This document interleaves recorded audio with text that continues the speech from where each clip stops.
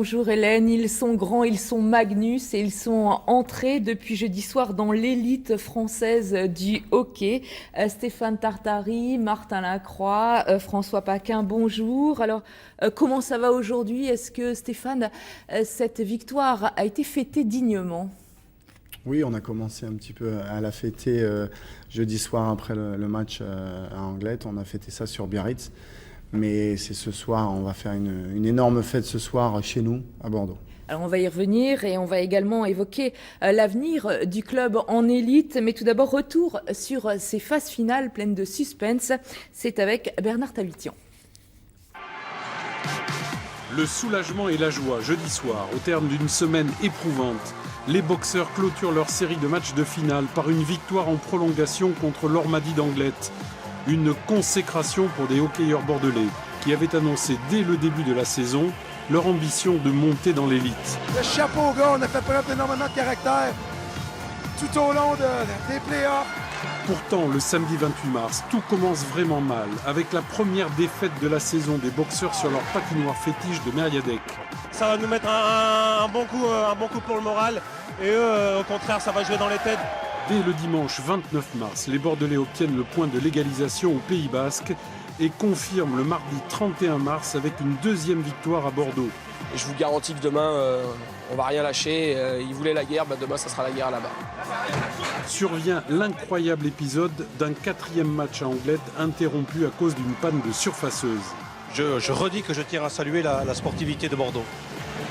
La partie est rejouée le lendemain avec le résultat que l'on connaît et un titre de champion de France pour les Bordelais. Alors Martin Lacroix, on vient de le voir, donc du suspense avec ce premier match gagné par Anglet et puis ensuite cette histoire incroyable de surfaceuse qui tombe en panne. Est-ce que vous avez douté au cours de cette phase finale? Écoutez, on est obligé de dire que ça a été une série qui était quand même très, très serrée. Douter de notre équipe, je crois pas.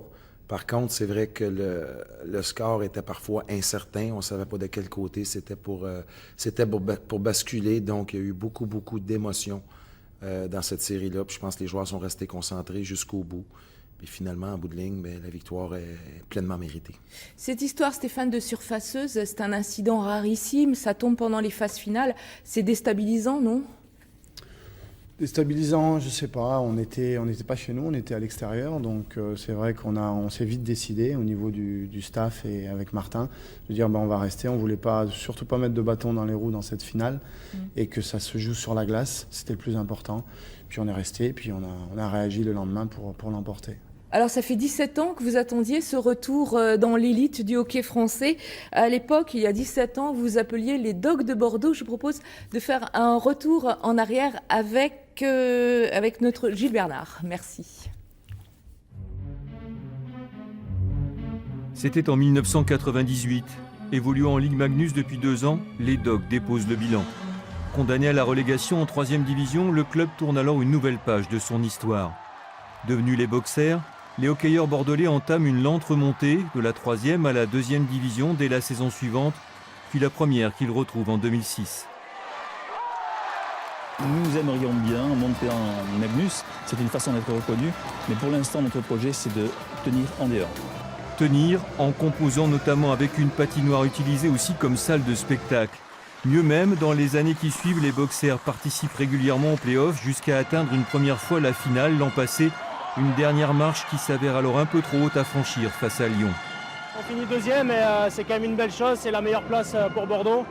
Donc le club il va progressivement et puis la prochaine étape, on espère que pour le club ce sera la montée. Une ambition clairement affichée dès le début de la saison suivante. Devenue société anonyme sportive professionnelle avec un budget de près d'1 million d'euros, les boxers enchaînent les victoires jusqu'à s'imposer dans la finale d'accession en l'emportant finalement 3-1 face à Anglet. Un bonheur que les dirigeants vont devoir très vite savourer avant de se remettre au travail pour recruter et accroître leur budget de 30 à 40%. François Paquin, vous êtes le coach, le capitaine de cette équipe. Est-ce que sportivement, sur la glace, ça va changer quelque chose, ce passage à l'élite Magnus? Forcément oui, parce que le niveau de jeu il va monter, c'est évident. Tout se passe plus vite, l'exécution est plus vite, le jeu est plus physique, les joueurs sont plus forts physiquement. Donc, oui, il y a une bonne coche entre les deux. Est-ce que vous allez procéder à un recrutement, peut-être, Martin? Comment ça se passe? Est-ce qu'il y a un mercato qui se lance à la fin de la saison à hockey? Évidemment qu'on sait qu'à chaque saison, il y a toujours des changements dans les équipes. On ne s'est pas encore rencontré justement avec Stéphane puis le staff, là, vraiment un petit peu pour commencer à discuter de ça. Je pense que cette semaine, on va commencer un petit peu à parler du recrutement. Mais évidemment, ce qu'il faut aussi, ce qui est important aussi, c'est qu'on avait une excellente équipe cette année. Puis avec d'excellents joueurs aussi. Fait que la priorité pour le moment, c'est vraiment d'évaluer les joueurs qu'on a en place en ce moment en vue de la prochaine saison. Puis on fera les ajustements qu'on juge nécessaires justement pour la montée en Magnus. Voilà. Stéphane, on s'est rencontrés il y a à peu près un mois. Vous travailliez avec une agence de pub notamment pour la préparation de la prochaine saison. Ce passage en Ligue Magnus, est-ce que ça va changer quelque chose en termes de budget notamment? Et pourquoi pas, est-ce que vous envisagez de changer de lieu, de quitter la patinoire de Mériadec? Comment ça pourrait se passer pour vous? Non, alors pas du tout. Au niveau de la patinoire, on est très heureux d'être à Mériadec. Hein, c'est notre antre. Ça se passe très bien. On sait qu'il parfois il y a des petits soucis à cause des concerts, mais on s'adapte, bien sûr. On a hâte aussi dans 2 ans et demi, 3 ans, quand l'aréna sera là, qu'on puisse bénéficier de la patinoire à 100%. Mais ça se passe très bien. On a une des plus belles patinoires, si ce n'est la plus belle, un public fantastique. C'est toujours plein. L'année prochaine, je pense que ça sera de plus en plus plein. Et en termes de budget, alors? Le budget, il faut qu'on l'augmente. Là, vous allez vous affronter à de grosses machines, hein? Tout à fait. On travaille dans l'ombre avec Philippe et Thierry, les présidents et tout le staff. Pascal aussi, le maître, qui est notre assistante commerciale, qui fait un gros boulot. On travaille. Le budget, il faut qu'il monte à 30 à 40%. On a déjà des pistes de gros partenaires qui veulent nous rejoindre. On a rencontré aussi la mairie de Bordeaux, toute la collectivité pour monter ce budget.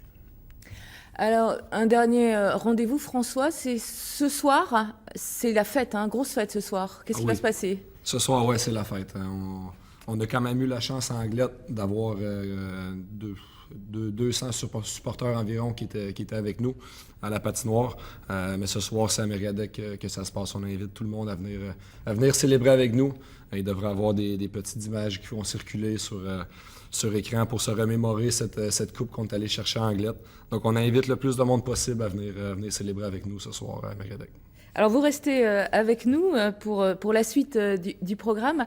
On va parler de foot avec la rencontre demain à 14h, Bordeaux-Lens, et le retour sur la pelouse du défenseur girondin Grégory Sertic, que